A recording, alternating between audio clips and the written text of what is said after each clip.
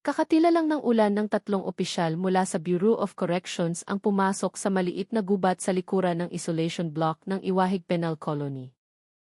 Kakaiba ang pakiramdam ng gabing iyon. Tahimik na para bang ang buong Palawan ay nagpipigil ng hininga.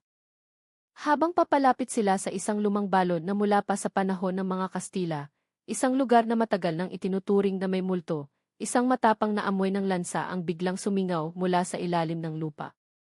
Ang isa sa mga opisyal ay nagtutok ng kanyang flashlight sa direksyon ng balon at kaagad na nanginig ang kanyang buong katawan.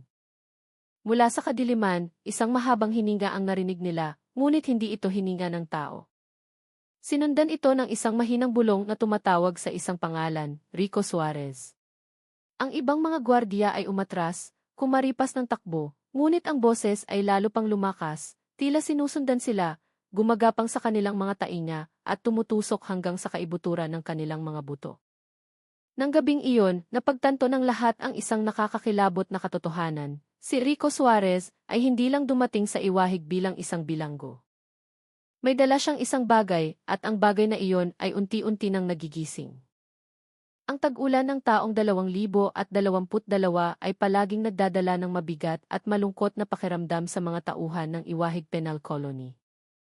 Ngunit walang sinuman sa kanila ang nag-akala na sa isang madaling araw, ang islang karaniwang tahimik at disiplinado ay tatanggap ng isang bilanggo na iayanig hindi lamang sa kanilang tapang, kundi pati na rin sa hangganan ng kanilang katinuan. Ang pangalan niya ay Rico Suarez.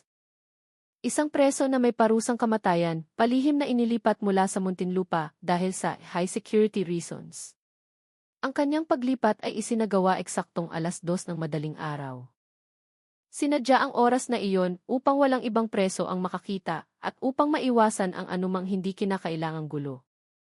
Subalit, mula nang pumasok ang sasakyan ng bukor sa pangunahing tarangkahan, ang hangin sa paligid ng execution block ay biglang nagbago na para bang hinigop palabas mula sa mga baga ng lupa. Ang hangin ng gabi ay huminto sa pag-ihip.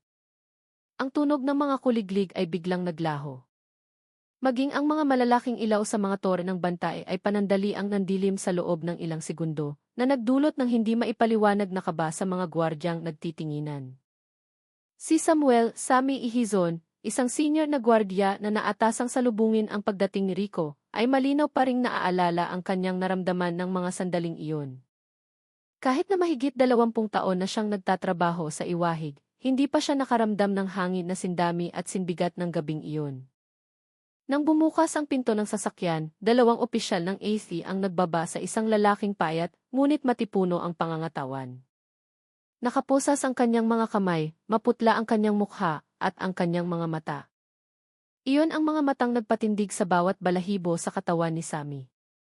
Ang titig ni Rico Suarez ay hindi mailap, hindi galit, at lalong hindi nagmamakaawa. Sa halip, ito ay sobrang kalmado, sobrang tahimik. Para bang hindi ang kanyang mga mata ang tumitingin sa mga opisyal, kundi isang bagay na nagtatago sa likod nito. Ang kanyang tingin ay nagdulot ng kilabot kay Sammy nang walang malinaw na dahilan. Pakiramdam niya ay may isa pang anino, isang hindi nakikitang nilalang, nakasabay na bumaba mula sa sasakyan kasama ni Rico.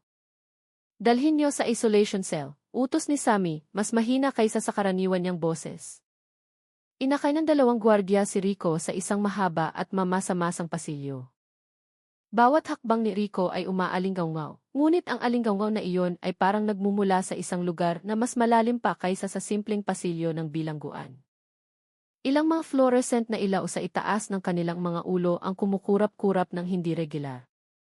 Ang mga gwardyang nakaduty ng gabing iyon ay bigla na lang isinara ang kanilang mga jacket o hinigpitan ang hawak sa maliliit na rosaryong nakasabit sa kanilang mga leg. Hindi pa nila kilala ang pangalan ni Rico, ngunit ang aura niya ay naghasik na ng takot sa kanilang lahat. Nang dumaan sila sa isang maliit na patio malapit sa lumang balon na pamana pa ng panahon ng Kastila, isang malamig na hangin ang biglang umihip ng malakas, kahit na walang punong gumagalaw. At sa gitna ng pag-ihip na iyon, isang mahinang boses ang narinig lamang ni Sammy. Nandito na siya. Sa wakas, nagbalik na siya. Mabilis na lumingon si Sammy, nagulat. Ngunit wala siyang nakitang sinuman sa kanyang likuran, maliban kay Rico na naglalakad ng payapa na tila walang nararamdaman. Ang alingaw ng boses na iyon ay nagdulot ng pagkahilo kay Sammy. Hindi niya magawang aminin ng malakas na nakarinig siya ng bulong mula sa direksyon ng balon, isang bulong na hindi boses ng lalaki o kahit ng isang tao. Sa wakas ay nakarating sila sa isolation cell number 12. Ito ang seldang karaniwang ginagamit para sa mga pinakamapanganib na bilanggo. Ngunit ng gabing iyon, ang silid ay tila mas masikip at mas mabigat kaysa dati. Binuksan ng gwardiya ang pinto, itinulak si Rico papasok, at agad na isinara ang kandado. Tapos na ang procedure, ngunit walang isa man sa mga gwardiya ang umalis. Lahat sila ay nakatayong tulala, nakatingin kay Rico na dahan-dahang umupo sa isang sulok ng selda, nakayuko, na parabang may pinakikinggan mula sa lupa. Ang sahig na basa dahil sa mga tumutulong tubig ulan mula sa lumang bubong ay nagpadama ng lamig at halumigmig sa silid. Ngunit ang pinakanagpagulo sa isip ng mga gwardiya ay ang pagbabago sa temperatura sa paligid ng katawan ni Rico. Ang hangin sa loob ng selda ay tila bumaba ng ilang degree, sa mismong lugar lamang kung saan siya nakaupo. Napalunok si Sammy. Naramdaman niyang kailangan niyang magsabi ng isang bagay. Rico, kung kailangan mo ng tubig o pagkain, tumawag ka lang. Hindi sumagot si Rico. Dahan-dahan lamang niyang itinaas ang kanyang mukha. At nang magtama ang kanilang mga mata, biglang parang may dumagan na malaking bato sa dibdib ni Sammy. Mayroong isang bagay doon, isang bagay na may maraming patong, gumagalaw ng bahagya, tulad ng isang anino na sumusunod sa bawat galaw ng mga mata ni Rico. Ang ilaw sa labas ng selda ay kumurap ng 2 beses. Hindi namamalayan ni Sammy na napaatras siya. Tara na, umalis na tayo, sabi niya. Mabilis. Walang magbabantay ng mag-isa ngayong gabi. Ang mga gwardiya ay tumango ng matigas. Walang sinuman ang tumutol. Ilang oras ang lumipas, bago magmadaling araw, ang buong isolation block ay biglang nagulantang. Isang malakas na tunog ng pagkatok ang narinig mula sa loob ng selda ni Rico. Hindi isang beses, kundi paulit-ulit, na parabang may taong humahampas sa pader gamit ang isang mabigat na bagay. Mabilis na tumakbo ang mga gwardiya patungo sa selda numero 12. Ngunit pagdating nila, si Rico ay nakatayo lamang na nakatalikod sa pinto. Tahimik, hindi gumagalaw. Ngunit hindi iyon ang pinakanakakatakot na bahagi. Ang nagpanginig sa lahat ay ang mga bakas ng basang paa sa sahig ng koridor, mga bakas na nagmumula sa direksyon ng lumang balon at patungo sa selda ni Rico. Ang mga bakas ay hindi bakas ng sapatos at hindi rin bakas ng mga hubad na paa ng tao. Ang mga bakas ay mas maliit, manipis at may hugis na parang mga kuko. Si Padre Mateo, nakararating lamang para sa misa ng madaling araw, ay nakita ang mga bakas at namutla. Sa nanginginig na boses, sinabi niya ng mahina, hindi ito bakas mula sa ating mundo. Mayroong isang bagay na dumating kasama niya. Tinitigan ni Sammy ang selda numero 12 na may kumakabog na dibdib. Nang gabing iyon, napagtanto ng lahat ng mga opisyal na si Rico Suarez ay hindi lamang isang simpleng bilanggo na may parusang kamatayan. Siya ang simula ng isang bagay na mas madilim pa. Maghapon ang buhos ng ulan nang itakda ang unang pagbitay. Ang madilim na ulap ay bumalot sa kalangitan ng iwahig na parang isang higanting sapot. Ang mga opisyal ay naglakad patungo sa execution grounds na may mabibigat na hakbang. Hindi dahil sa hindi sila sanay sa ganoong gawain, kundi dahil ang subject na bibitain ngayon ay si Rico Suarez. Ang lalaking 2 araw pa lamang sa isolation cell, ngunit nagbago na sa buong kapaligiran ng isla tungo sa isang nakakakilabot na estado. Si Lieutenant Jose Dalisay, ang komandante ng firing squad, ay nakatayo ng tuwid ngunit mas maputla kaysa sa karaniwan. Kahit nakilala bilang isang taong matatag at walang kinatatakutan, nang umagang iyon ay bahagyang nanginginig ang kanyang mga kamay habang isa-isang sinusuri ang mga rifle. Hindi siya naniniwala sa mga kababalaghan, ngunit ang mga ulat tungkol sa mga bulong mula sa lumang balon, ang mga kakaibang bakas ng paa, at ang mga ilaw na sumasabog ng walang dahilan ay bumabagabag sa kanyang isipan. Higit pa rito, kagabi lamang, isang gwardiya ang biglang hinimatay matapos makita ang isang itim na anino na nakatayo sa isang sulok ng pasilyo malapit sa selda ni Rico.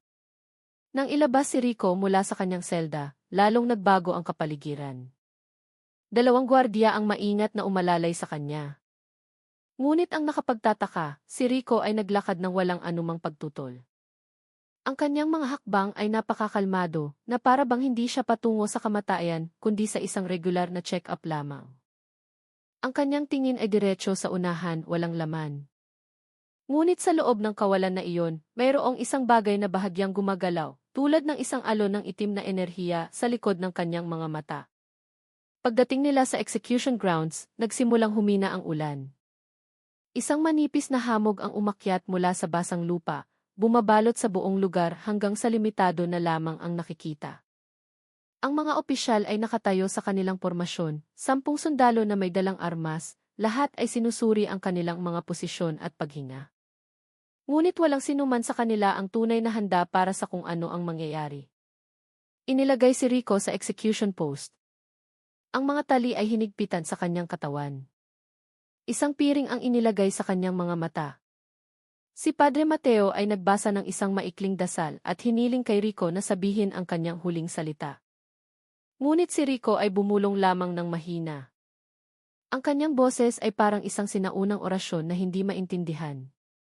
Ang orasyon ay tila nagmumula sa isang malayong lugar na para bang maraming boses ang sabay-sabay na lumalabas mula sa kanyang bibig. Itinaas ni Lieutenant Dalisay ang kanyang kamay. Ang unang utos ay ibinigay. Ang mga rifle ay itinaas, nakatutok. Ang mga sundalo ay umasinta. Ang manipis na hamog ay tila umatras ng ilang hakbang, lumilikha ng isang maliit na bilog na malinaw na nagpapakita sa katawan ni Rico. Handa! Ang hangin ay bumigat. Putok! Ang sunod-sunod na putok ng mga rifle ay bumasag sa katahimikan. Ang mga bala ay tumama sa dibdib, balikat, at tiyan ni Rico. Ang kanyang katawan ay marahas na nayanig, pagkatapos ay bumagsak ng walang galaw, tulad ng inaasahan. Ang amoy ng pulbura ay pumuno sa hangin. Ilang mga ibon na nakadapo sa mga puno ay lumipad sa takot. Katahimikan. Isang katahimikan na masyadong mahaba. Nagbigay ng senya si Lieutenant Dalisay sa doktor ng bilangguan upang suriin ang katawan ni Rico. Ang doktor ay lumapit ng may pag-aalinlangan. Hawak niya ang kanyang stethoscope na nanginginig din. Hinawakan niya ang liig ni Rico, pagkatapos ang kanyang dibdib, walang pulso, walang hininga, walang anumang senyales ng buhay. Ngunit, sa eksaktong sandali natatango na sana ang doktor upang magbigay ng senyales na tapos na, isang bagay na hindi dapat mangyari ang nagsimulang maganap.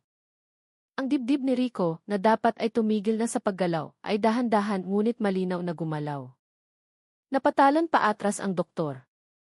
Diyos ko! Humihinga siya. Agad na itinaas muli ng mga opisyal ang kanilang mga rifle. Ang ilan ay nagmamadaling umatras na para bang nakakita sila ng isang bangkay na bumangon. Pagkatapos, ang mga sugat mula sa mga bala sa katawan ni Rico ay nagsimulang magbago.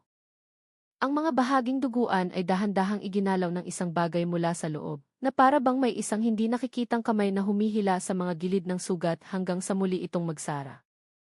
Ang dugo na kanina ay malakas na dumadaloy ay huminto, namuo at pagkatapos ay natuyo sa isang hindi natural na paraan. Si Sammy, na nakatayo sa pinakalikuran, ay naramdaman na ng hina ang kanyang mga tuhod. Diyos ko, hindi ito tao.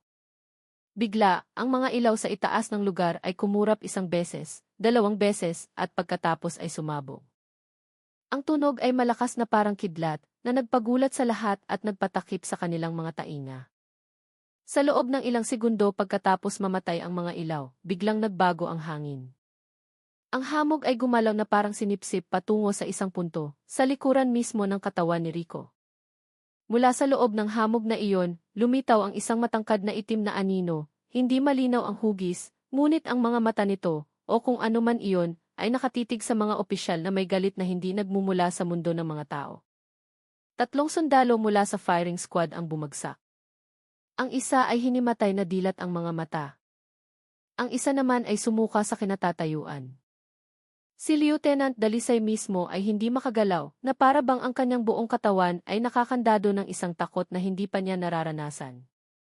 At pagkatapos, sa isang napakabagal na galaw, iminulat ni Rico ang kanyang mga mata sa likod ng piring na bahagyang napunit dahil sa mga tama ng bala. Ang kanyang tingin ay hindi na walang laman. Mayroong isang bagay o isang tao na tumitingin sa pamamagitan ng mga matang iyon. Isang malalim, garalgal na boses na hindi boses ng tao ang lumabas mula sa kanyang bibig. Hindi ninyo ako makukuha.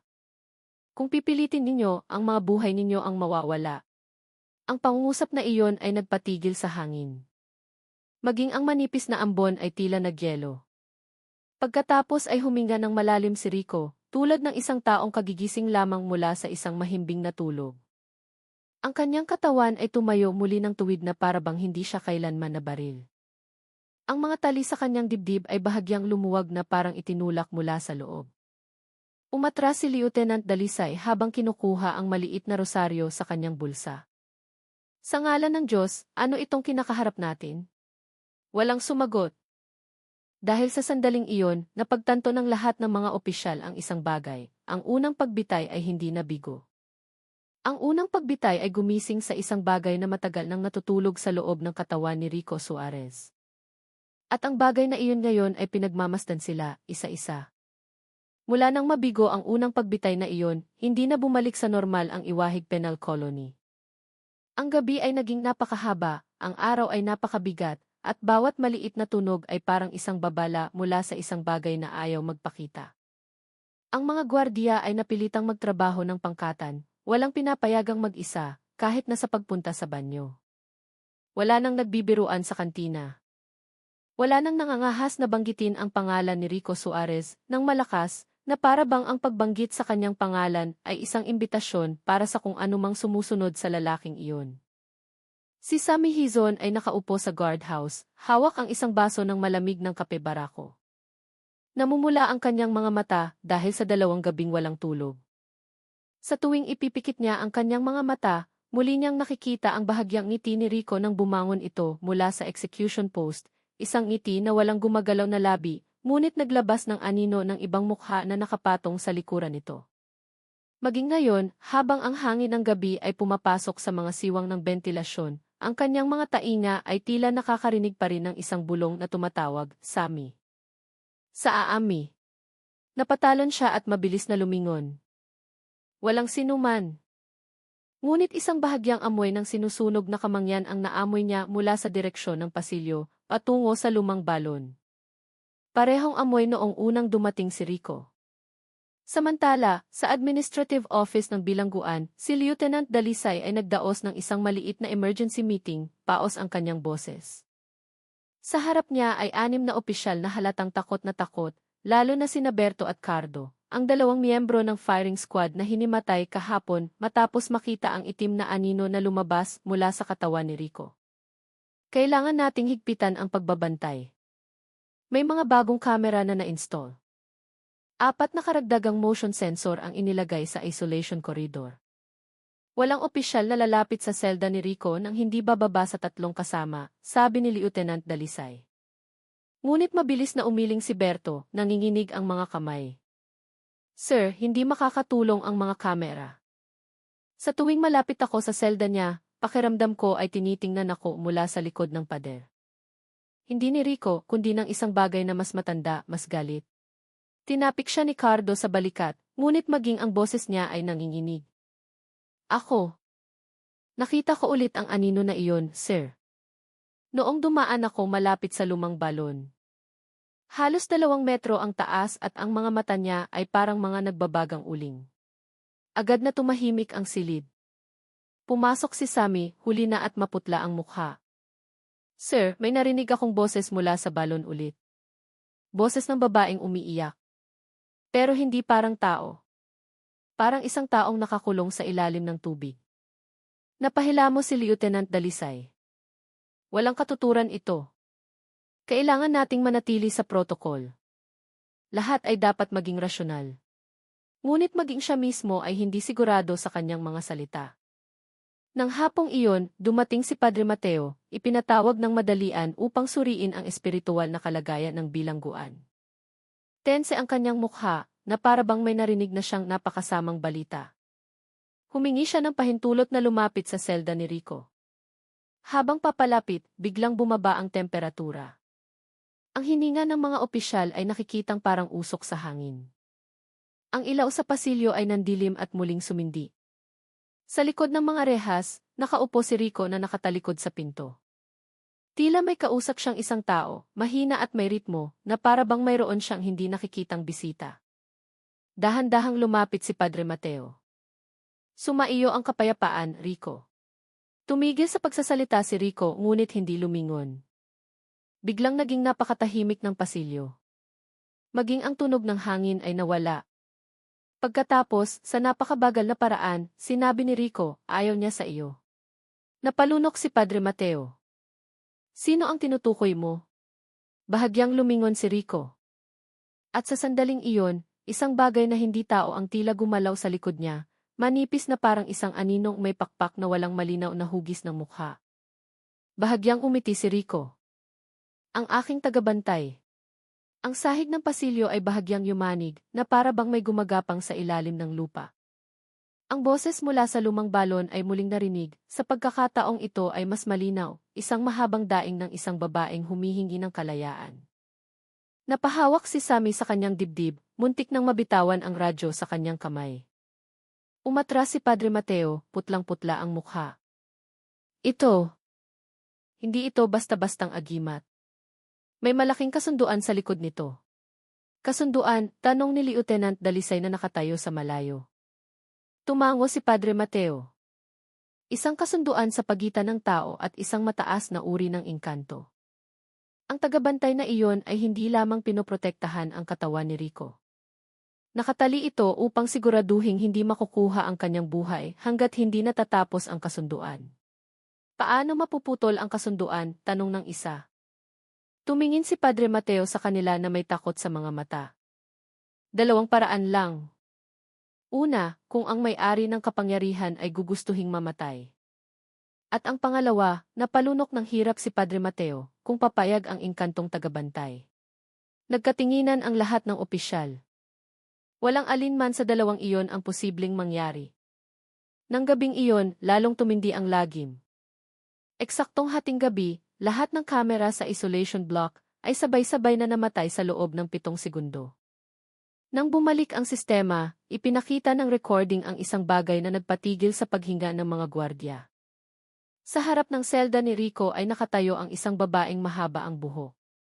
Malabo ang kanyang mukha, na parabang nababalutan ng madilim na tubig.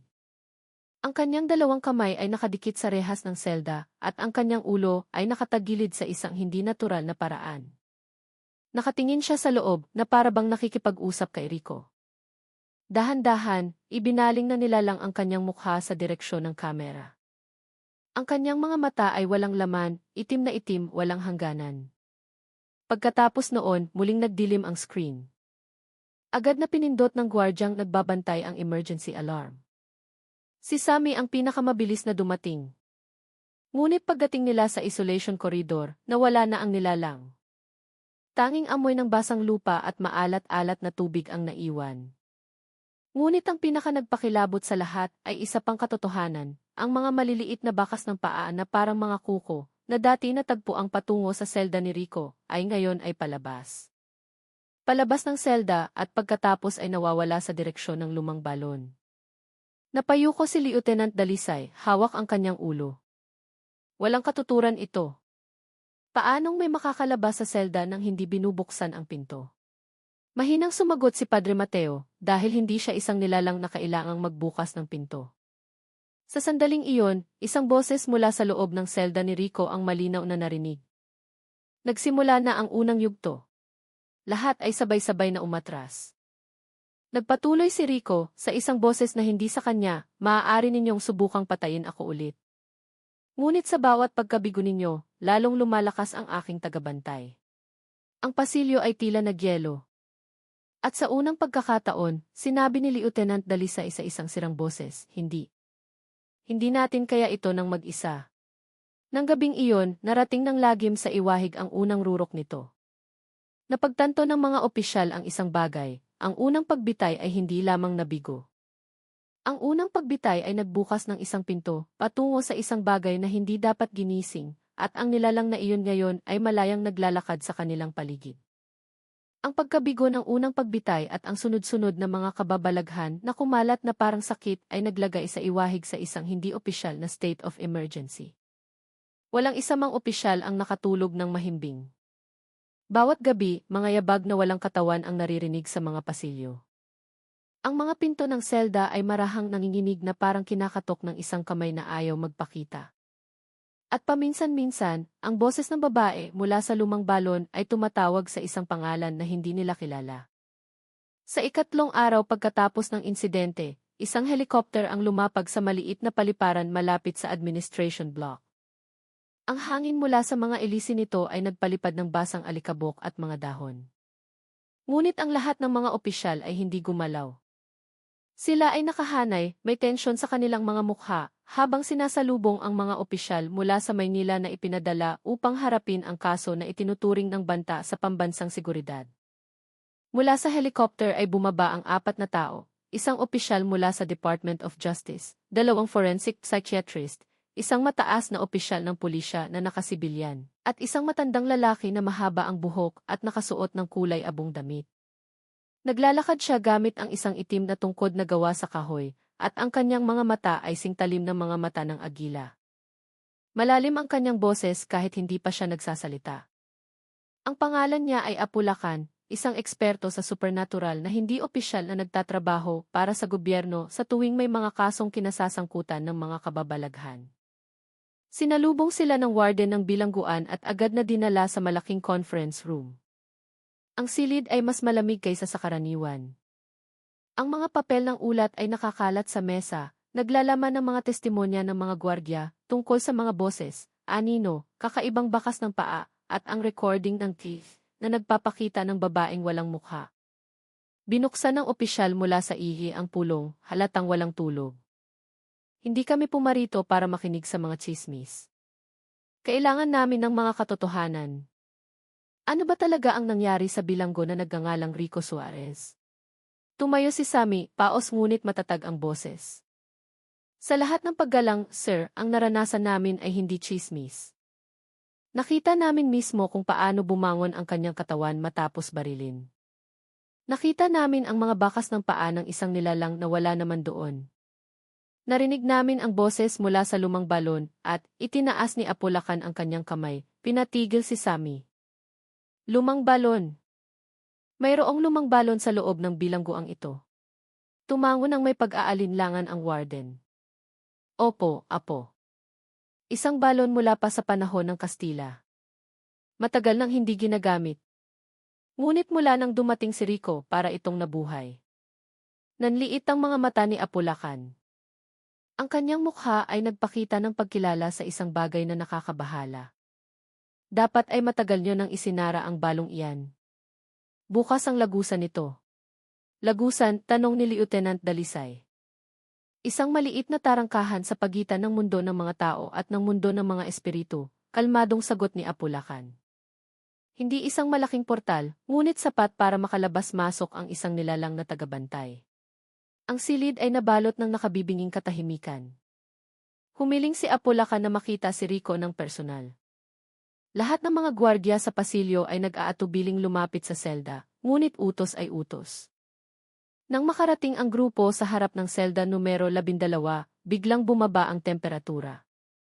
Isang manipis na hamog na nagyelo ang lumitaw sa mga rehas na bakal kahit na tanghali pa. Ang forensic psychiatrist na kasama ay hinigpitan ang kanyang jacket habang kinakabahang bumubulong. Si Rico ay nakaupo nang nakakrus ang mga binti. Nakapikit ang kanyang mga mata, hindi gumagalaw. Ngunit habang papalapit sila, mas mabilis kaysa sa inaasahan ay iminulat ni Rico ang kanyang mga mata. Ang kanyang tingin ay diretso kay Apulacan. Hindi ito tingin ng isang tao, ito ay tingin ng isang nilalang na sinusuri ang isang banta. Sa wakas, dumating ka, ang boses ni Rico ay parang dalawang boses na magkapatong. Nakikilala ng aking matandang tagabantay ang iyong mga kamay. Spontan na umatras ang mga opisyal. Muntik nang mabitawan ng opisyal mula sa ihi ang kanyang folder. Tumayo ng tuwid si Apulacan kahit na tumigas ang kanyang mukha. Hindi ako pumarito para sa iyo, Rico. Pumarito ako para sa nilalang na nagtatago sa likod ng iyong balat. Ngumiti ng bahagya si Rico. Hindi siya nagtatago. Nagbabantay siya, tulad ng ipinangako ni Tata Carding. Ang pangalang iyon ay nagdulot ng kuryente sa hangin. Tata Carding, tanong ni Lieutenant Dalisay. Sino iyon, Apo? Siya ba ang mangkukulam na nagbigay ng agimat kay Rico? Tumingin sa kawalan si Apo Lakan. Pagkatapos ay mahina siyang sumagot. Si Tata Carding ay hindi lamang isang mangkukulam. Siya ang tagapag-alaga ng isang matandang angkan, isang lahi na nagpapanatili ng ugnayan sa pagitan ng mga tao at ng mga espiritong sinasamba daan-daang taon na ang nakalipas. Hindi na dapat siya nabubuhay sa panahong ito. Ngunit tinuruan niya si Rico, tanong ni Sammy. Higit pa riyan, sagot ni Apulakan. Binigyan niya si Rico ng isang bagay na hindi na dapat ibinibigay sa mga tao, isang kasunduan ng dugo sa isang madilim na diwata mula sa bundok Banahaw. Mahinang tumawa si Rico, isang tawa na nagpatindig ng balahibo. Hindi namatay si Tata Carding. Naghihintay lamang siya ng tamang panahon upang bumalik. Bigla, lahat ng ilaw sa pasilyo ay sabay-sabay na namatay. Ganap na kadiliman. Ang tunog lamang ng paghinga ng mga opisyal ang maririnig. Sa gitna ng dilim, ang boses ng babae mula sa lumang balon ay narinig na tumatawag, mas malapit, mas malinaw, na para bang nakatayo sa likuran nila. Anak ng Banahaw. Malapit na ang iyong oras. Nabitawan ni Sammy ang kanyang flashlight. At nang yumuko siya upang kunin ito, nakita niya ang isang bagay na nagpayelo sa kanyang dugo. Ang maliliit na bakas ng paa na hugis kuko, na dati ilaging papunta sa selda ni Rico, ay ngayon ay palabas ng pasilyo, patungo sa administration building. Muling sumindi ang mga ilaw. At sa sahig, sa mismong tapat ng pinto ng selda ni Rico, ay may isang bagay na wala roon kanina, isang hibla ng mahabang itim na buhok, tumutulo ng tubig, na para bang kakaahon lamang mula sa ilalim ng balon. Napasigaw ng bahagya ang forensic psychiatrist. Agad na itinaas ni Lieutenant Dalisay ang kanyang baril, kahit na alam niyang wala itong silbi. Mahinang nagsalita si Rico, malalim at mabigat ang boses. Nakalabas na siya. Huli na kayo. Sinuri ni Apulakan ang hibla ng buhok. Bahagyang nanginginig ang kanyang mga kamay. Hindi ito buhok ng tao. Ito ay pag-aari ng isang diwata ng tubig. Karaniwan ay tinatawag lamang ng mga pinakamataas na antas ng babailan. Kung wala si Tata Carding, hindi siya dapat makalabas. Pero nakalabas siya, sabat ni Sammy. Ibig sabihin, tumingin si Apulakan sa lahat ng opisyal na may maputlang mukha. Aktibo pa rin ang kasunduan ni Tata Carding, at ang diwatang tagabantay ay malaya na ngayon sa islang ito. Napahilamos ang opisyal mula sa IE. Kung ganito, paano natin bibitayin si Rico? Hindi sumagot si Apulakan. Matagal niyang tinitigan si Rico. Pagkatapos ay sinabi niya ng mahina, ang ikalawang pagbitay ay magiging mas mapanganib. Ngumiti si Rico at ang pasilyo ay lalo pang lumamig. Subukan ninyo. Naghihintay na ang aking tagabantay. Sa labas ng gusali, nagtipon ang madidilim na ulap sa itaas ng iwahig. Kumidlat at biglang bumuhos ang ulan na parang ibinubuhos mula sa langit. Para bang maging ang kalangitan ay alam na ang susunod na mangyayari ay hindi na usapin ng mga tao. Hindi tumigil ang ulan buong gabi. Nagangalit ang hangin sa paligid ng iwahig, hinahampas ang mga pader ng bilangguan na parang mga kamay ng higanteng gustong pumasok. Lahat ng mga gwardiya ay nagbabantay na may tensyon sa kanilang mga mukha. Walang nangangahas na lumapit sa isolation block nang walang malaking grupo. Ang takot ay kumalat ng mas mabilis kaysa sa anumang opisyal na balita. Pagkatapos ng pagsusuri ni Apulakan, naglabas ang gobyerno ng isang madaliang desisyon. Ang ikalawang pagbitay ay dapat isagawa sa lalong madaling panahon, bago pa kumalat ang mga tsismis at ang mga recording ng sa publiko. Ngunit alam ng mga tauhan ng bilangguan ang isang bagay, ang pagbitay na iyon ay hindi lamang isang legal na proseso. Ito ay isang labanan sa pagitan ng mundo ng mga tao at ng isang bagay na mas matanda pa. Sa gabi bago ang pagbitay, muling ginamit ang conference room. Kumukurap-kurap ang mga ilaw na para bang hindi kayang dalhin ang enerhiyang pumupuno sa hangin. Binuksan ng warden ang pulong na may paos na boses. Bukas ng umaga, isasagawa ang ikalawang pagbitay. Lahat ng security protocols ay itataas. Walang sinuman ang lalapit sa selda ni Rico maliban sa firing squad at mga itinalagang tauhan. Itinaas ni Sammy ang kanyang kamay, mukhang pagod at takot. Sir, sigurado ba talaga tayong ito ang tamang desisyon? Hindi ba dapat nating isipin ang ibang paraan? Anong ibang paraan? Sabat ni Lieutenant Dalisay, tensyonado ang boses. Nakita na natin kung ano ang nangyari sa unang beses. Kung hindi natin susubukan ulit, iisipin ng Maynila na wala tayong kakayahan. Pero paano kung gumanti ang nilalang na iyon? Tanong ni Cardo, halos pabulong ang boses. Si Apulacan, na nakaupo sa isang sulok, ay sa wakas nagsalita. Matigas ang kanyang mukha, ngunit may takot sa likod ng kanyang mga mata. Kailangan ninyong maintindihan. Ang diwatang tagabantay na iyon ay hindi isang ordinaryong engkanto. Siya ay isang tagapag-alaga ng tubig mula sa isang sinaunang lahi sa bundok Banahaw. Tinawag siya ni Tata Carding upang protektahan ang buhay ni Rico, hindi para pumatay ng tao. Ngunit sa bawat pagsubok ninyong kunin ang buhay ni Rico, tutugon ang nilalang na iyon at ang kanyang tugon ay maaaring mas agresibo kaysa sa nakita ninyo kahapon. Biglang tumahimik ang silid. Alam ng lahat kung ano ang ibig sabihin noon, ang ikalawang pagbitay ay maaaring mag-trigger ng isang bagay na hindi na makokontrol. Wala tayong pagpipilian, sabi ng opisyal mula sa Maynila. Ang batas ay hindi dapat yumuko sa mga kababalaghan. Matagal na tinitigan ni Apulacan ang lalaki bago sumagot ng mahina, ang batas ng tao ay hindi angkop sa isang taong hindi naganap na tao. Pagkatapos ng pulong, naglakad si Sammy patungo sa pasilyo na papunta sa administration building. Mabigat ang kanyang mga hakbang, walang lakas ang kanyang katawan. 2 oras pa lamang ang tulog niya sa loob ng 3 araw. Sa tuwing ipipikit niya ang kanyang mga mata, muling naririnig ang boses ng babaeng tumatawag mula sa lumang balon. Nang dumaan siya sa isang sangandaan ng pasilyo, biglang namatay ang ilaw sa itaas niya, 1 segundo lamang. Ngunit sapat na iyon para mapahinto siya. Sa maikling dilim na iyon, nakita niya ang isang bagay na nakatayo sa dulo ng pasilyo, isang babaeng mahaba ang buhok. Basa ang kanyang katawan, tumutulo ng maalat na tubig. Malabo ang kanyang mukha, na parabang nalunod sa putik. Nang muling sumindi ang ilaw, nawala ang nilalang. Ngunit ang sahig kung saan siya nakatayo ay basa pa rin, at may mga maliliit na bakas ng paa, manipis, parang mga kuko, na papunta sa direksyon ng lumang balon. Napaupo si Sammy. Hirap siyang huminga. Tinakpan niya ang kanyang mukha ng kanyang mga palad. Hindi ko na kaya. Hindi ko na kayang harapin ito. Agad siyang nilapitan ni Cardo at ng 2 pang gwardiya. Ngunit bago pa sila makapagtanong, mula sa malayo ay biglang narinig ang isang malakas na tunog ng pagkatok mula sa direksyon ng lumang balon. Tok! Tok! Tok! Ang tunog ay parang may taong kumakatok sa takip ng balon mula sa loob.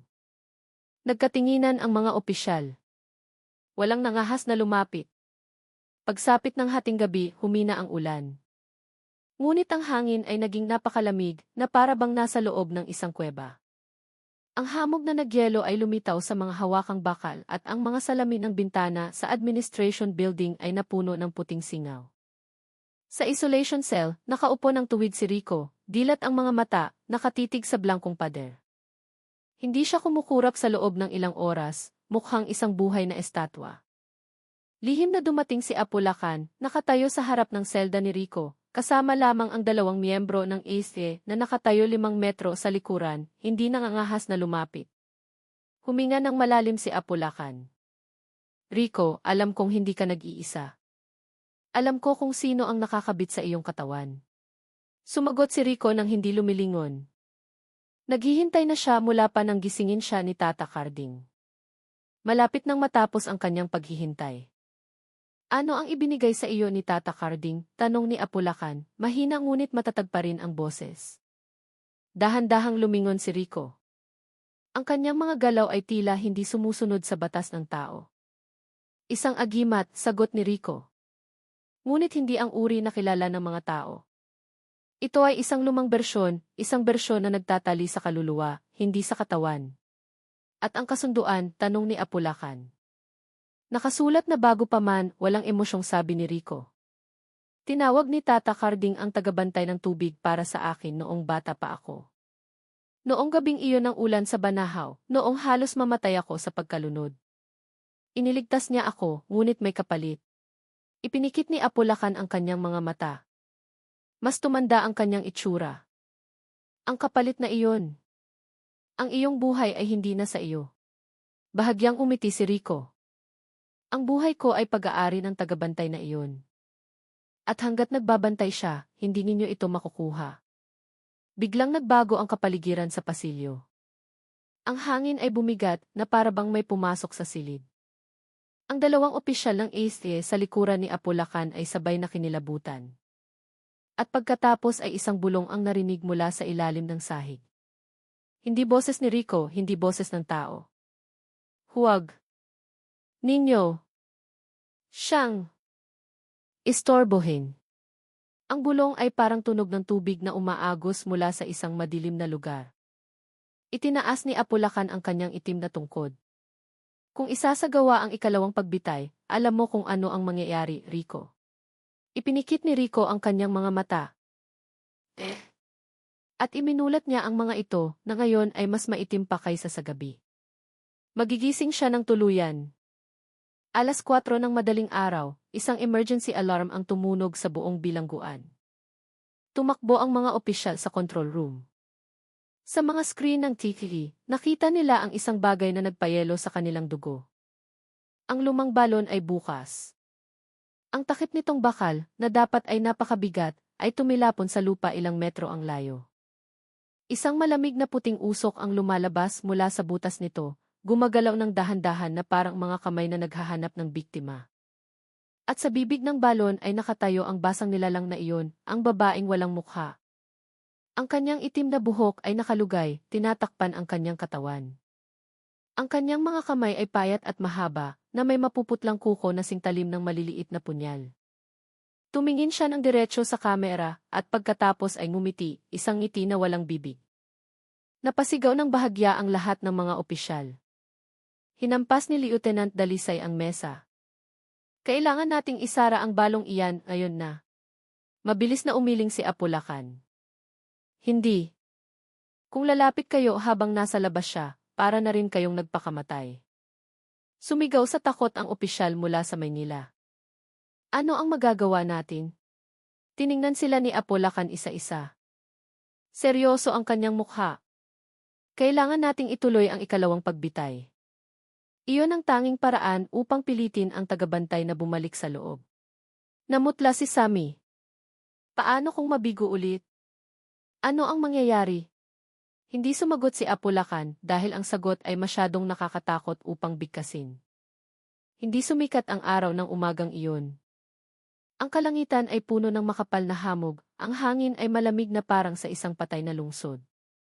At sa execution grounds, isang bagong hanay ng firing squad ang naghahanda, mapuputla ang kanilang mga mukha, pinagpapawisan ang kanilang mga kamay kahit malamig ang hangin. Sa araw na iyon, handa ang iwahig na saksihan ang isang bagay na hindi pa kailanman nangyari, ang ikalawang pagbitay ng isang taong hindi kayang mamatay. Ang hamog ng umagang iyon ay napakakapal na hindi umabot ng 5 metro ang nakikita.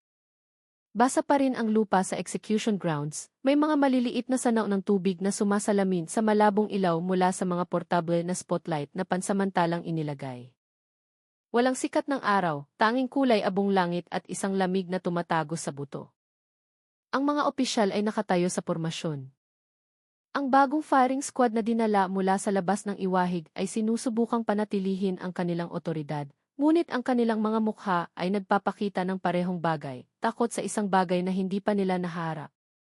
Inayos ni Lieutenant Dalisay ang posisyon gamit ang isang mahina ngunit tensyonadong boses. Panatilihin ang distansya. Huwag lumapit. Sundin ang protocol. Walang gagalaw ng walang utos. Sa tabi niya, hawak ni Sammy ang radyo na may nanginginig na kamay. Bawat hininga niya ay parang usok. Hindi naman taglamig, ngunit ang hangin sa execution grounds ay talagang iba, mas malamig, mas mabigat, na parabang may nanonood sa kanila mula sa likod ng hamog. Si Apulacan ay nakatayo ilang metro sa likuran. Ang kanyang itim na tungkod ay nakatusok sa lupa. Naramdaman niya ang isang bahagyang panginginig na gumagapang mula sa lupa patungo sa kanyang mga paa. Malapit na ang tagabantay, bulong niya. Gaano kalapit? Tanong ng opisyal mula sa Maynila na halos basag na ang boses. Sumagot si Apulacan nang hindi lumilingon, sapat na para marinig niya ang inyong paghinga. Nang ilabas si Rico Suarez mula sa kanyang selda, biglang huminto ang hangin. Ang maliit na watawat sa isang sulok ng lugar na kanina ay marahang iwinawagayway ay ngayon ay nakabitin, walang galaw. Isang uwak na lumilipad sa lugar ng pagbitay ay biglang bumagsak sa lupa, patay, nang walang tunog. Inakay ng dalawang opisyal si Rico patungo sa execution post. Kakaiba, tulad ng dati hindi siya lumaban. Kalmado ang kanyang mukha, walang laman ang kanyang mga mata, ngunit mayroong isang bagay na iba. Nang umagang iyon, mas maputla ang kanyang balat at isang lamig ang nanggagaling sa kanyang katawan. Si Sammy, na pinakamalapit na nakatayo, ay naramdaman na tumindig ang kanyang mga balahibo. Rico, ito ay lampas na sa kakayahan ng tao. Mapipigilan mo ba siya? Kaya mo ba lumingon sa kanya si Rico? Hindi ko siya inuutusan, walang emosyon niyang sabi. Kusa siyang gumagalaw. Umatras ng isang hakbang si Sammy. Siya. Sino? Tumingin si Rico ng diretsyo sa madilim na langit. Ang tagabantay na tinawag ni Tata Carding para sa akin. Dumating siya dahil pinilit ninyo siyang lumabas. Inilagay ang piring sa ulo ni Rico, hinigpitan ang mga tali. Isang ambon ang nagsimulang bumagsak, parang mga malamig na karayom na tumutusok sa balat. Bumulong si Apulacan kay Lieutenant Dalisay, gawin ninyo na agad. Habang tumatagal kayo, lalo siyang lumalakas. Nagbigay ng senya si Lieutenant Dalisay. Itinaas ng firing squad ang kanilang mga rifle, naghanda. Ang hamog ay gumulong sa paligid ng mga paa ng mga sundalo. Bahagyang yumanig ang lupa. Isang tao mula sa likurang hanay ang bumulong sa takot, may boses mula sa ilalim ng lupa. Tumahimik, sigaw ni Lieutenant Dalisay. Ngunit totoo ngang mayroong isang mahinang boses na umaakyat mula sa lupa, parang daing ng isang taong nalulunod.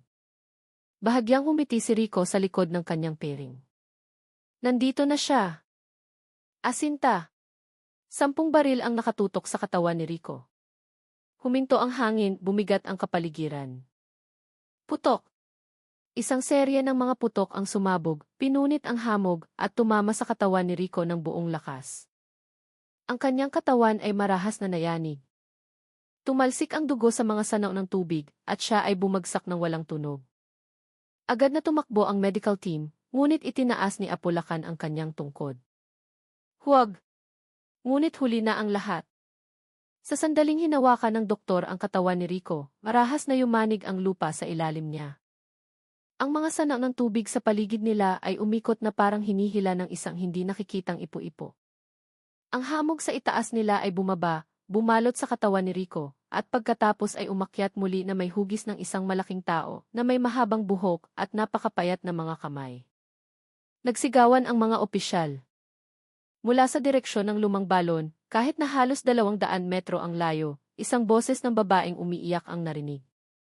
Ang boses na iyon ay umalingaw-ngaw, lumakas, at naging mas malinaw, na parang may isang taong gumagapang palabas mula sa isang madilim na butas. Muling yumanig ang lupa. Sumigaw si Lieutenant Dalisay atras. Lahat umatras. Ngunit hindi lahat ay sumunod. 3 sundalo mula sa firing squad ang natigilan. Nakita nila ang isang bagay na hindi maipaliwanag ng isip ng tao. Ang mga sugat sa katawan ni Rico ay nagsara ng mas mabilis pa kaysa sa unang pagbitay. Huminto ang pagdurugo, kusa itong gumalaw, ang laman ay nagdikit na parang tinatahi ng mga hindi nakikitang kamay. At pagkatapos, iminulat ni Rico ang kanyang mga mata. Ang mga matang iyon ay hindi sa tao, itim, puno ng galit, walang hangganan. Ang doktor na pinakamalapit na nakatayo ay biglang napaluhod, nanginginig sa takot. Hindi siya nag-iisa. Mayroong isang bagay sa likod ng kanyang katawan. May ibang mukha. Bago pa man may makalapit, ang mga portable na spotlight sa gilid ng lugar ay sunod-sunod na sumabog. Pletak! Pletak! Pletak! Ang mga kislap ng apoy ay tumalsik sa basang lupa. At mula sa direksyon ng lumang balon may lumitaw. Ang babaeng walang mukha. Ang kanyang katawan ay basa, tumutulo ng itim na tubig. Ang kanyang buhok ay lumulutang na parang nasa ilalim ng tubig. Dumulas siya sa hangin, hindi tumatapak sa lupa, papalapit sa execution grounds na parang hinihila ng katawan ni Rico. Sumigaw si Sammy, ayan siya. Lumabas siya de balon. Huminto ang nilalang mga 5 metro mula kay Rico. Dahan-dahang umikot ang kanyang ulo patungo sa mga opisyal. Walang mata, walang ilong, walang bibig. Ngunit lahat sila ay naramdaman ang isang tingin na puno ng galit na tumutusok sa kanilang mga bala. Itinaas ni Apulakan ang kanyang tungkod at sumigaw, bumalik mi. Wala kang kautusan di kay manatili di mundo ng AVD. Lumingon sa kanya ang nilalang. Isang boses ng babaeng nalulunod ang umalinggaw-ngaw. Binabantayan. Ni. Angie. Aking. Anak. Dahan-dahang tumayo si Rico. Ang kanyang mga tali ay bumagsak sa lupa. Ang kanyang piring ay napunit ng kusa. Tiningnan niya ang nilalang at sinabi sa isang boses na hindi sa kanya, ina ng tubig. Hindi pa tapos ang iyong oras. Isang bagay ang nangyari. Ang hangin ay umikot, bumuo ng isang malamig na ipo-ipo sa paligid ni Rico. Kumapal ang hamog. Ang mga opisyal ay itinapon na parang mga tuyong dahon, gumugulong sa lupa. Ang mga rifle ay lumipad mula sa mga kamay ng mga sundalo. Sumigaw sa sakit si Lieutenant Dalisay nang tamaan siya ng presyon ng hangin. Itinusok ni Apulakan ang kanyang tungkod sa lupa, sinusubukang manatiling nakatayo. Ang nilalang ay halos ganap ng magsanib sa katawan ni Rico. Kung mangyari iyon, walang sinuman ang makokontrol sa kanya.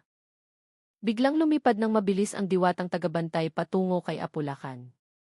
2 miyembro ng ASD ang nagpaputok, ngunit ang mga bala ay tumagos sa katawan ng nilalang na parang tumagos sa tubig.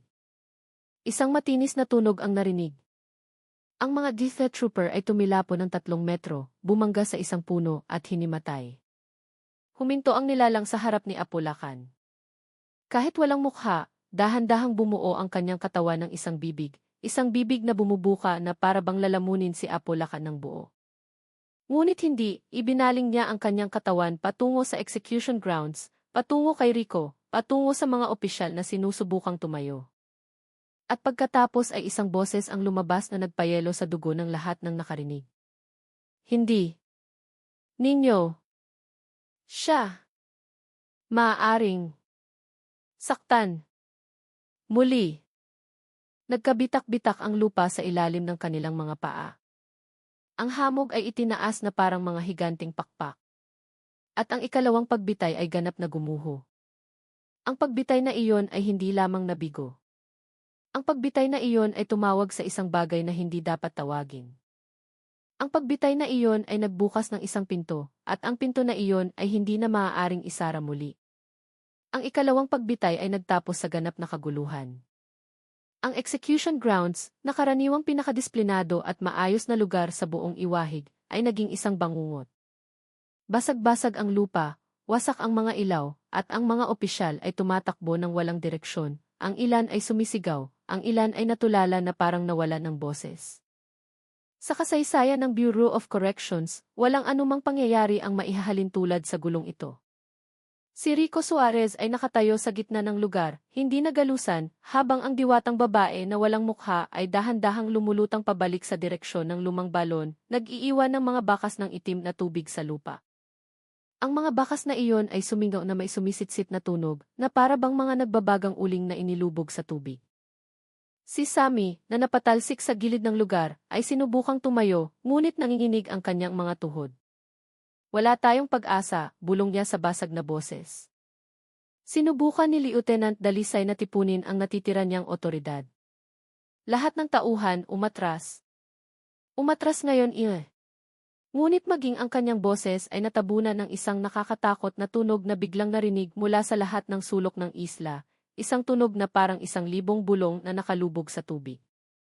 Ang mga bulong na iyon ay dumaloy sa lupa, tumagos sa mga gusali, at gumapang sa mga buto ng bawat taong nakarinig. Ipinikit ni Rico ang kanyang mga mata. Galit siya, sabi niya. Dahil sinubukan ninyo ulit akong kunin. Tumayo si Apulakan gamit ang kanyang itim na tungkod. Kahit na halatang nanginginig ang kanyang katawan, sinabi niya, lalo pang lumalakas ang nilalang. Ang dalawang pagtatangkang pagbitay ay nagpalalim sa kasunduan. Anong kasunduan ba talaga? Sigaw ng opisyal mula sa Maynila, maputla ang mukha na parang tela ng kabaong. Matagal na tinitigan ni Apulakan ang lalaki bago sumagot. Isang kasunduan ng dugo. Isang sumpaan sa pagitan ni Tata Carding at ng madilim na diwata ng tubig mula sa bundok Banahaw. Isang emergency meeting ang agad na idinaos wala pang isang oras pagkatapos ng insidente. Lahat ng opisyal mula sa Maynila, kasama ang mga kinatawan ng pulisya, ay nagsiksikan sa administration room. Ang ilaw sa silid ay umuugoy na parang malalaglag. Walang nakaupo ng komportable. Bawat isa ay tila naghihintay ng sarili nilang hatol. Hinampas ng opisyal mula sa Maynila ang mesa. Kabaliwan, Eki. Hindi natin maipaliwanag ito sa batas, sa medisina, o sa rason. 2 beses na bigo ang pagbitay, 2 beses muntik mamatay ang mga opisyal. Uminit ang usapan.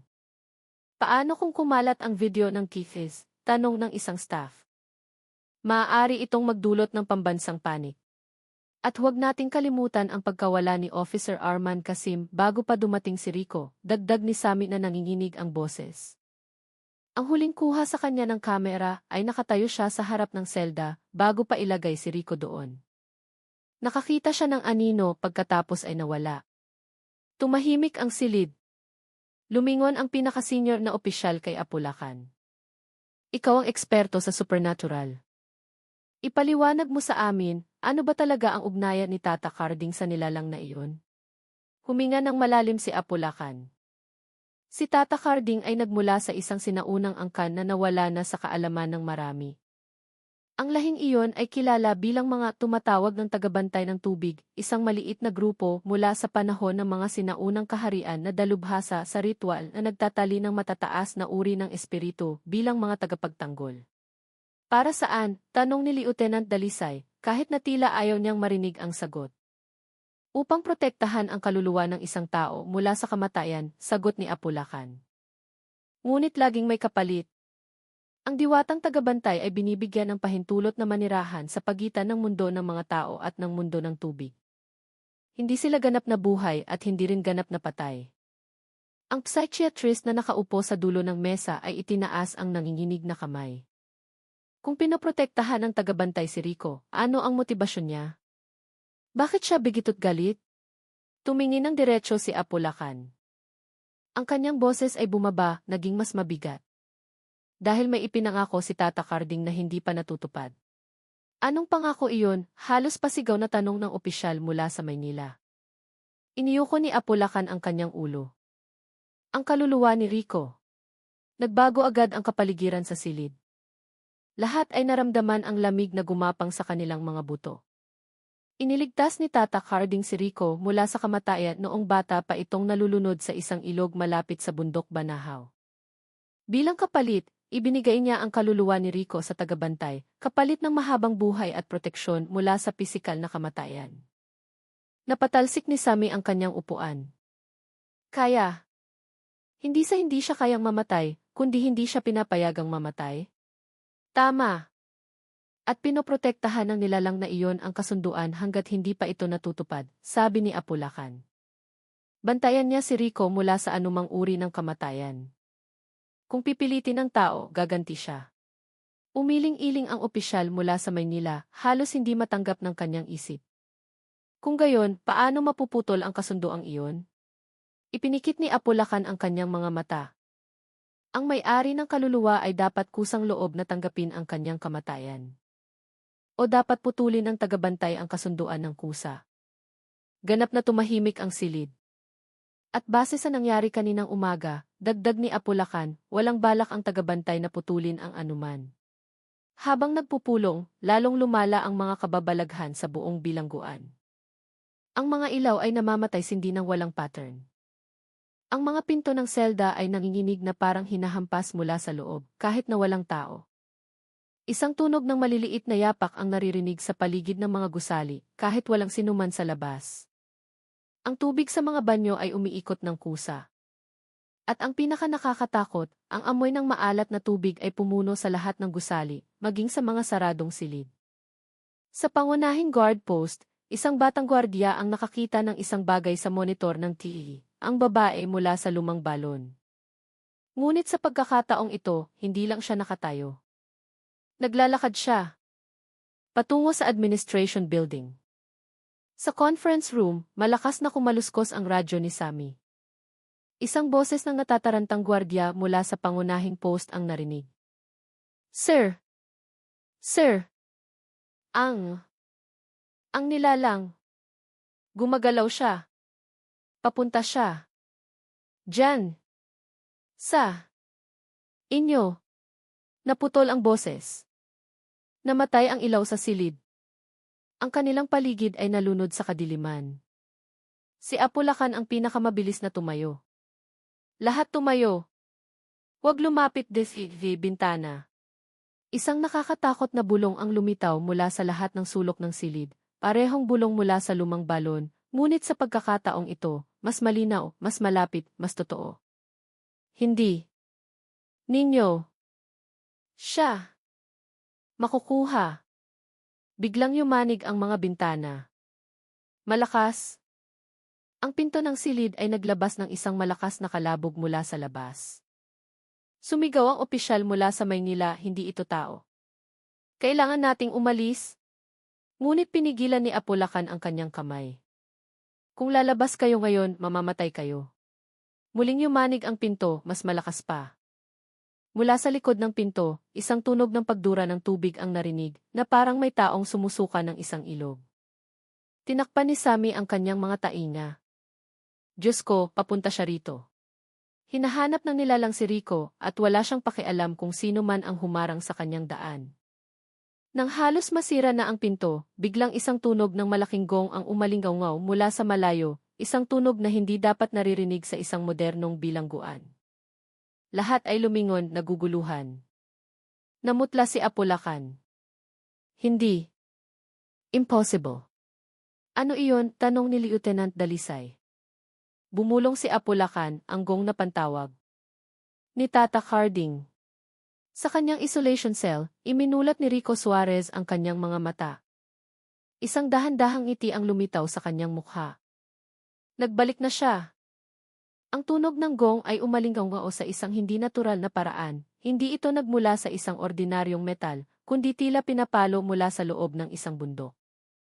Ang tunog ay yumanig sa mga pader, tumago sa mga salamin, at nagpanginig maging sa sahig sa ilalim ng mga paa ng mga opisyal na nagtitipon sa conference room.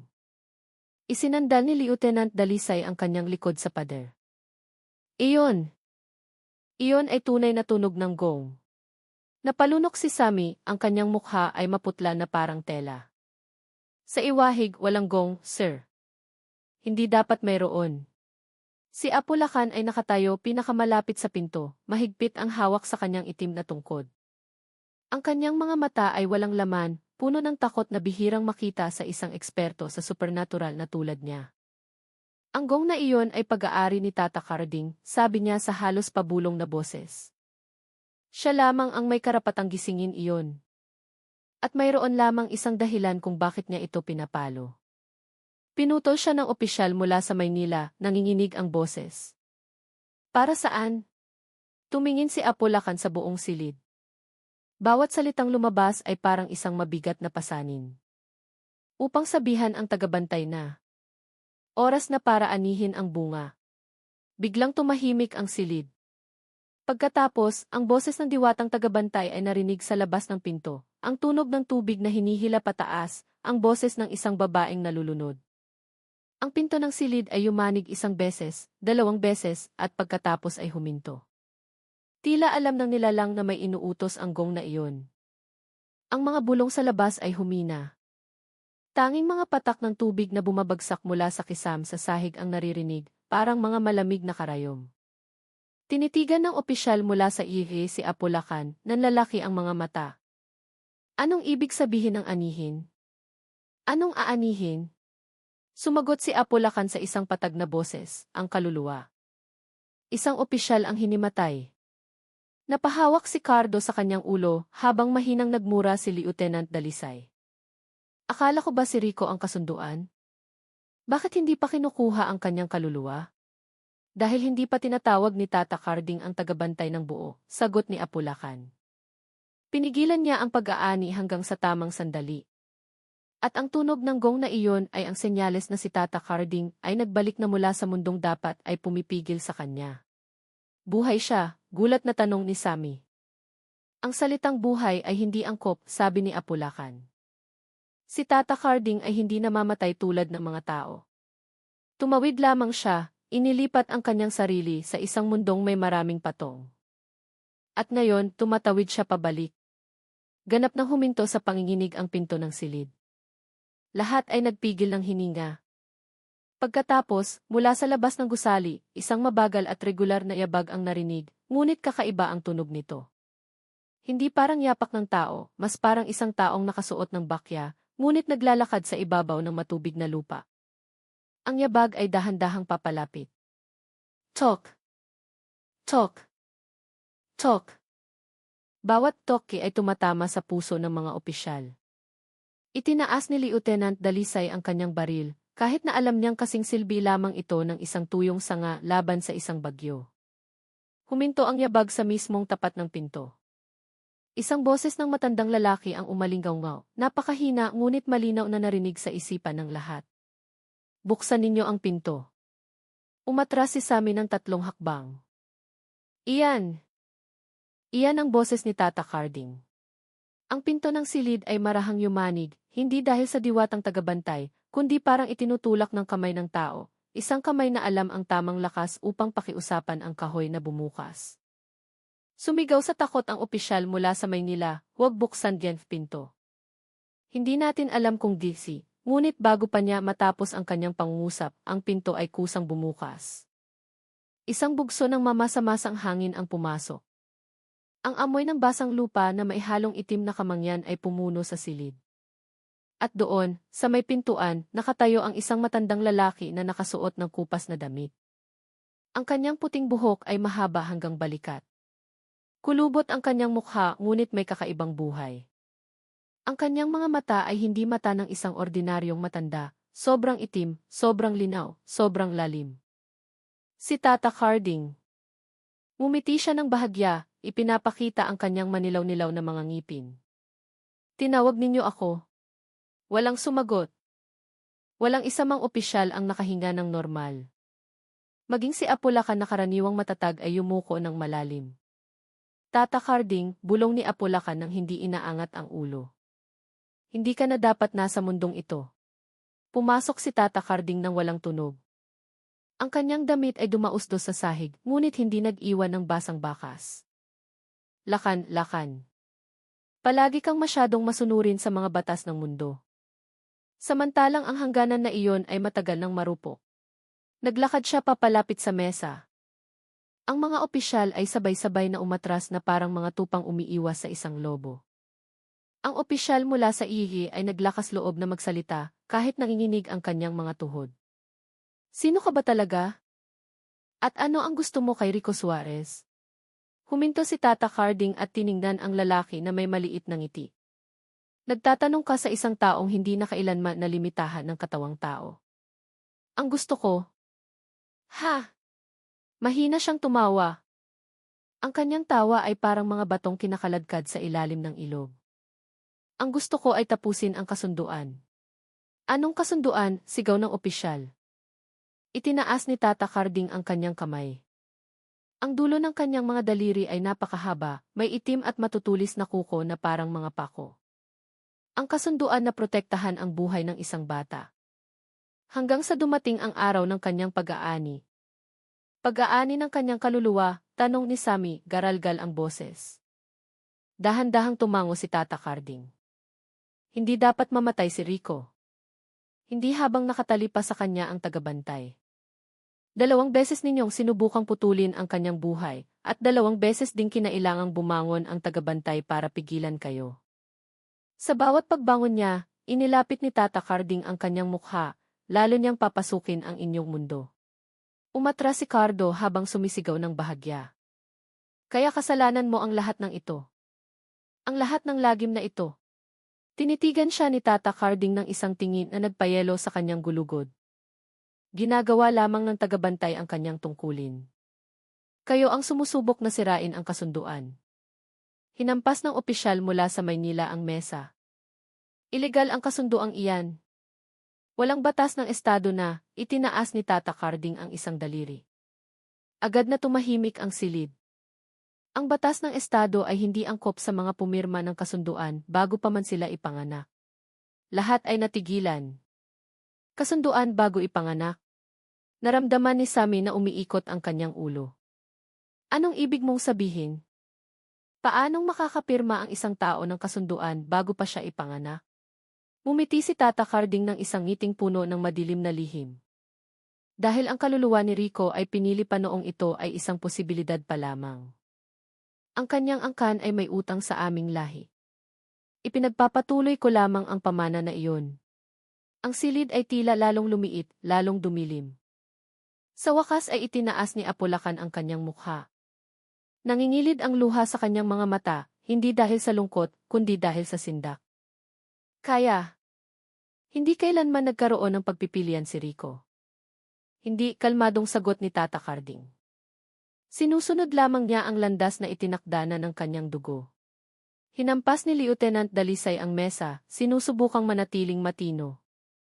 Kung gayon, ano ang gusto mo ngayon? Matagal siyang tinitigan ni Tata Carding. Gusto kong matapos ang kasunduan. At ibig sabihin niyan, hindi na dapat galawin si Rico ng sinumang tao. Napalunok ng mapait si Apulacan. Kung ipipilit pa rin ng gobyerno ang ikatlong pagbitay? Dahan-dahang iginalaw ni Tata Carding ang kanyang ulo at sinabi, kung gayon, makikita ng mundo ang tagabantay sa kanyang buong anyo.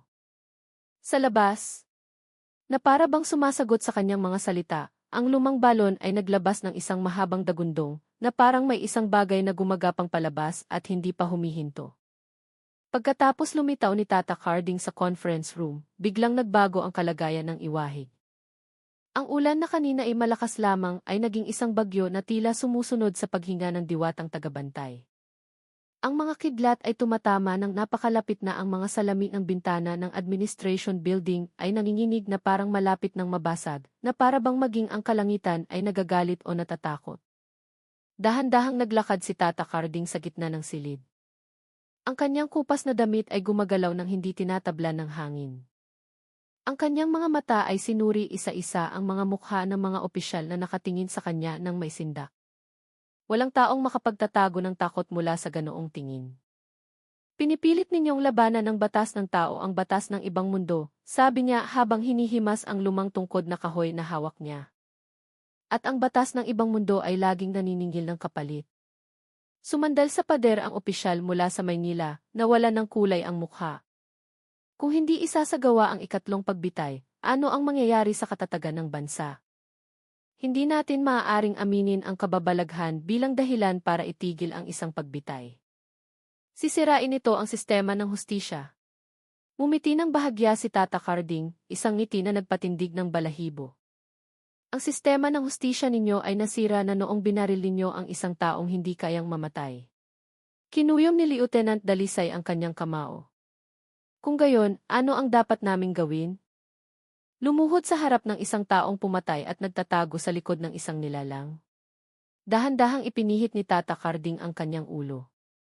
Ang kanyang tingin ay malalim at malamig. Nagkakamali ka, tenyente. Hindi nagtatago si Rico. Nakakandado siya.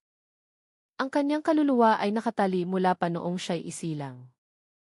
Maging siya mismo ay hindi alam kung ano ang dumadaloy sa kanyang dugo.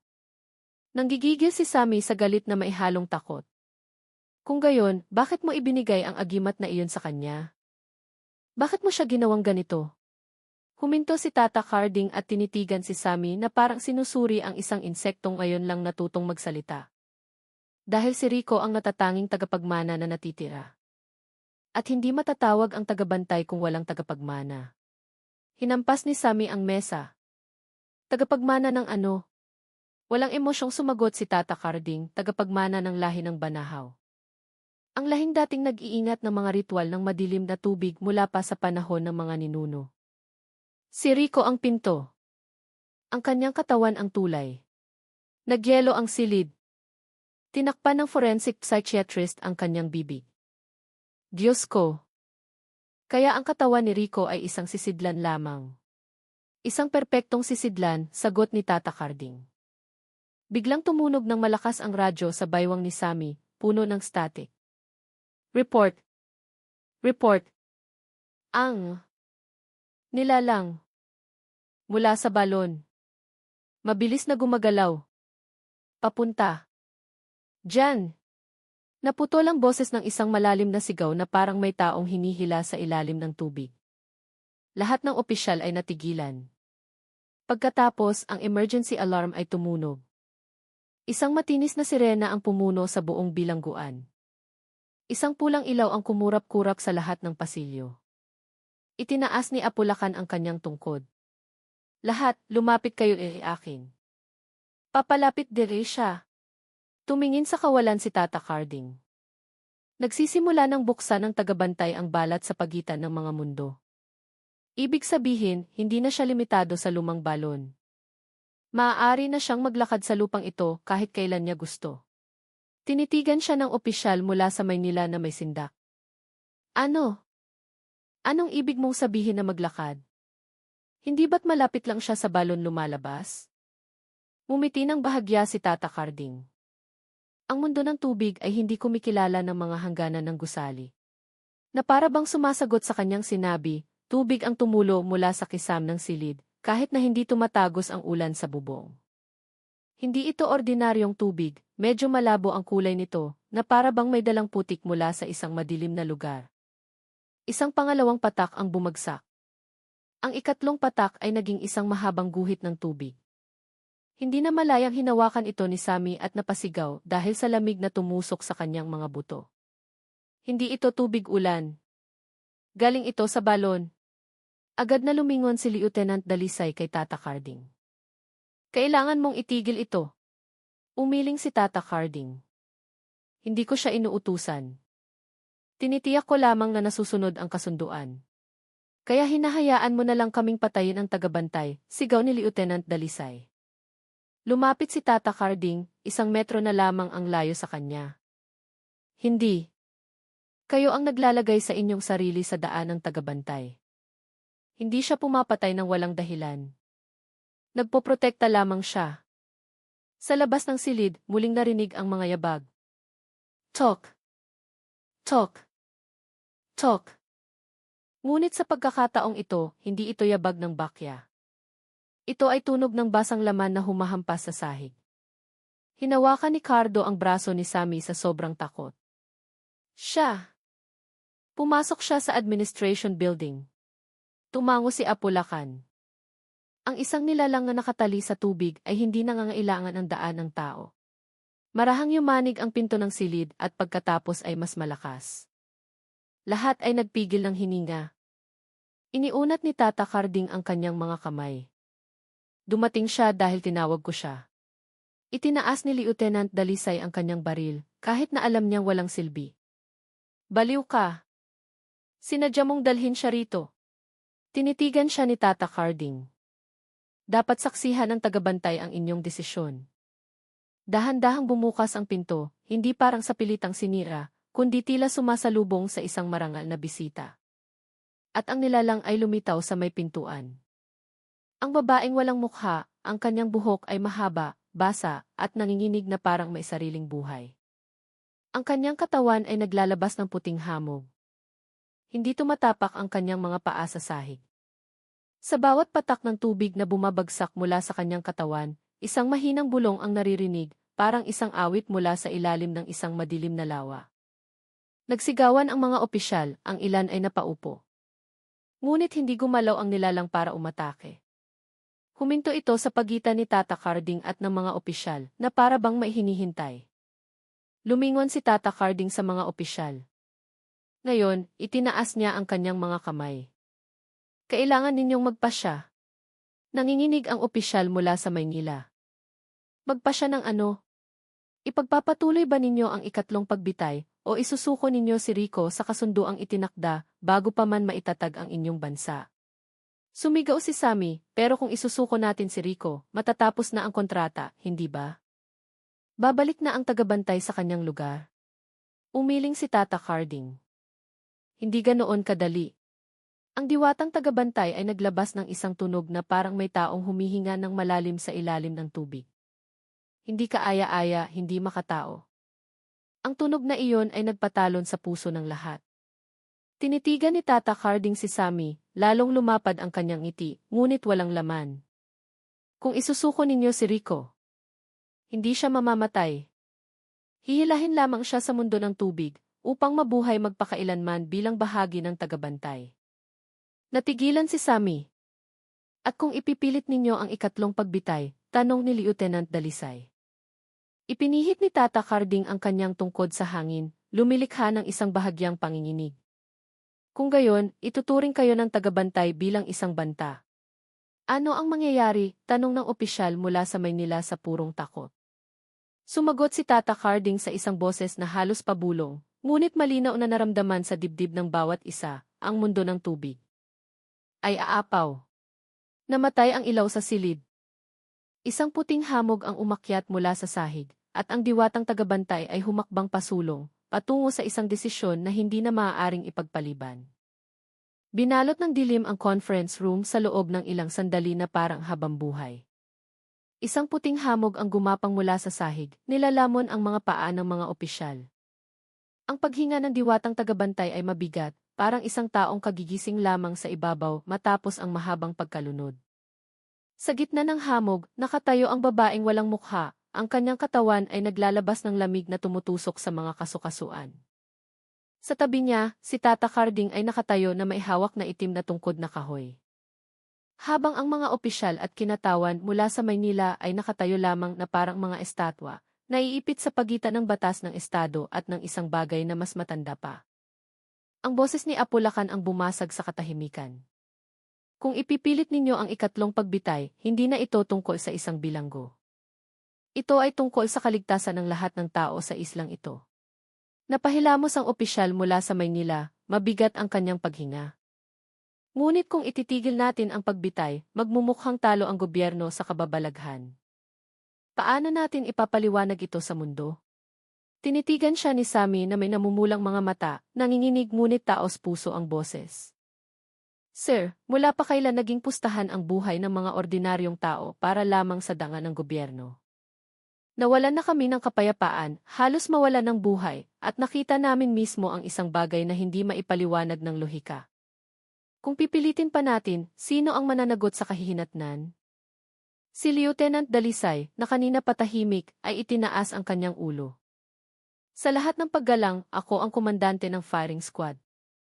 Ang aking tungkulin ay isagawa ang utos, hindi questionin ito.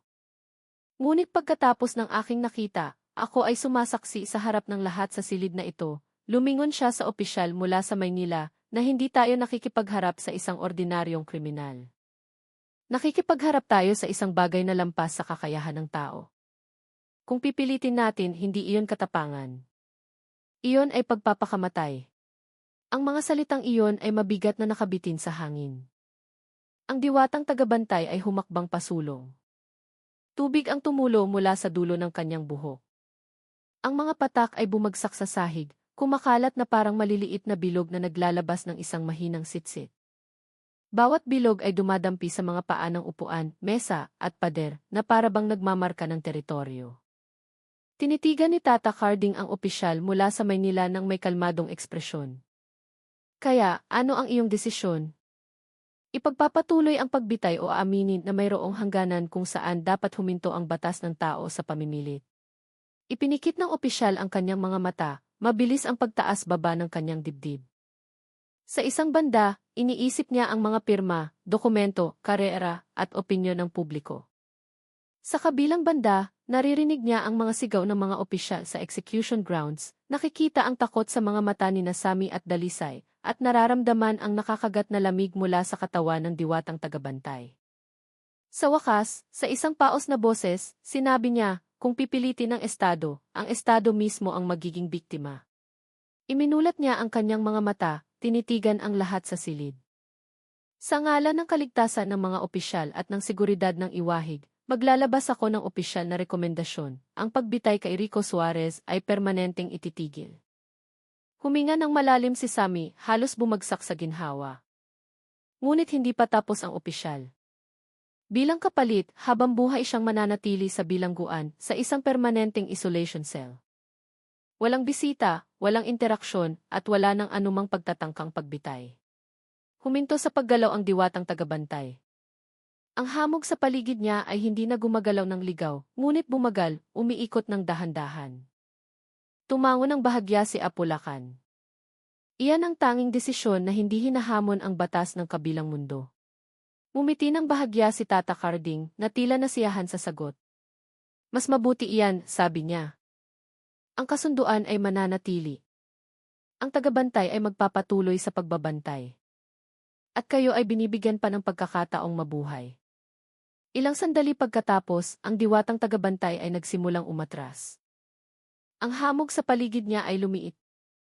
Ang kanyang katawan ay dahan-dahang naglaho na parang muling lumulubog sa isang hindi nakikitang tubig. Ang tunog ng kanyang paghinga ay nawala, napalitan ng tunog ng mga patak ng tubig na papalayo. Sa malayo, mula sa direksyon ng lumang balon, muling narinig ang tunog ng gong, isang beses lamang, malalim at pagkatapos ay katahimikan. Dahan-dahang nabawasan ang lamig. Muling sumindi ang mga ilaw sa silid, kahit na malabo. Naramdaman muli ng mga opisyal ang kanilang mga daliri. Ang kanilang paghinga ay bumalik sa normal, kahit na nanginginig pa rin. Nakatayo si Tata Carding sa may pintuan, tinitingnan sila sa huling pagkakataon. Tandaan ninyo ito, mahina niyang sabi. Hindi lahat ng hindi ninyo naiintindihan ay dapat ninyong labanan ng armas. May mga bagay na matatalo lamang sa pamamagitan ng hindi paggalaw dito. Itinaas ni Apulakan ang kanyang mukha, mabigat ang boses. Ano ang gagawin mo ngayon? Tumingin si Tata Carding sa bintana, kung saan ang ulan ay nagiging isang manipis na ambon. Babalik ako sa lugar kung saan ang pangalan ko ay binabanggit lamang sa mga bulong. At kung isang araw ay muli ninyong tawagin ang aking pangalan, siguraduhin ninyong handa kayong bayaran ang kapalit. Nang walang tunog ng yabag, walang aninong humahaba, ang katawan ni Tata Carding ay naglaho na parang usok ng kamangyan na tinangay ng hangin. Ilang kurap ng mata at wala na siya, na para bang hindi kailanman dumating. Ang mga sumunod na araw sa iwahig ay puno pa rin ng takot na naiwan, tulad ng amoy ng usok pagkatapos ng isang sunog. Ngunit dahan-dahan, ang mga kababalaghan ay humina. Hindi na namamatay sindi ang mga ilaw. Hindi na nanginginig ang mga pinto ng selda sa hating gabi, at ang boses ng babae mula sa lumang balon ay lalong dumalang. Ang lumang balon ay sa wakas permanenteng isinara sa payo ni Apulakan, sinemento, binakuran, at walang sinumang pinahintulutang lumapit. Ngunit alam ng mga opisyal na iyon ay bakod lamang para sa mga tao. Para sa kabilang mundo, ang hangganan ay nasa ibang lugar. Sa Isolation Cell No. 12, si Rico Suarez ay nakaupo mag-isa, nakatingin sa mamasa-masang kisam. Hindi na siya nahaharap sa pagbitay, ngunit hindi rin siya kailanman malalaya. Ang kanyang buhay ay hindi maaaring kunin, ngunit hindi rin siya maaaring tunay na mabuhay. Isang gabi, naglakas loob si Sammy na lumapit sa selda. Rico, mahina niyang tawag. Narinig mo ang desisyon nila, hindi ba? Tumango si Rico nang hindi lumilingon. Mananatili ako rito hanggang sa oras na kahit ako mismo ay hindi alam kung kailan. Hinawakan ni Sammy ang rehas. Kung maaari kang mamili. Ano ang gugustuhin mo? Katahimikan ng ilang segundo. Nais kong mabuhay bilang isang ordinaryong tao, sagot ni Rico. Hindi bilang isang tulay, hindi bilang isang sisidlan, hindi bilang pag-aari ng isang tagabantay. Yumuko si Sammy, uminit ang kanyang mga mata. Minsan, ang pinakamabigat na parusa ay hindi ang mamatay, ano, Rico? Kundi ang mabuhay na may dalang isang bagay na hindi mo kailanman pinili. Umiti ng bahagya si Rico, isang ngiti na sa pagkakataong ito ay mas makatao kaysa dati. Iyan ang pagkakaiba ng tao sa isang agimat. Ang agimat ay hindi nakakakilala ng pagsisisi. Ang tao ay laging nagsisisi kapag huli na ang lahat. Lumipas ang mga taon. Ang pangalan ni Rico Suarez ay hindi kailanman lumabas sa media. Ang desisyon tungkol sa kanya ay itinago sa mga classified na dokumento. Tanging ilang matataas na opisyal ang nakakaalam. Ngunit sa mga gwardyang dating naglingkod sa iwahig, ang kwento tungkol sa bilanggo na hindi maaaring bitayin, tungkol sa lumang balon, sa diwata ng tubig, at sa mangkukulam na si Tata Carding ay naging isang alamat na ikinukwento ng pabulong tuwing mga partikular na gabi. Para sa ilan, ito ay isang nakakatakot na kwentong bayan lamang sa bilangguan. Ngunit para sa mga nakarinig ng tunog ng gong mula sa malayo at nakaramdam ng lamig na hindi nagmumula sa panahon, ito ay isang paalala na ang tao, gaano man kalaki ang kanyang kapangyarihan at armas, ay maihangganan.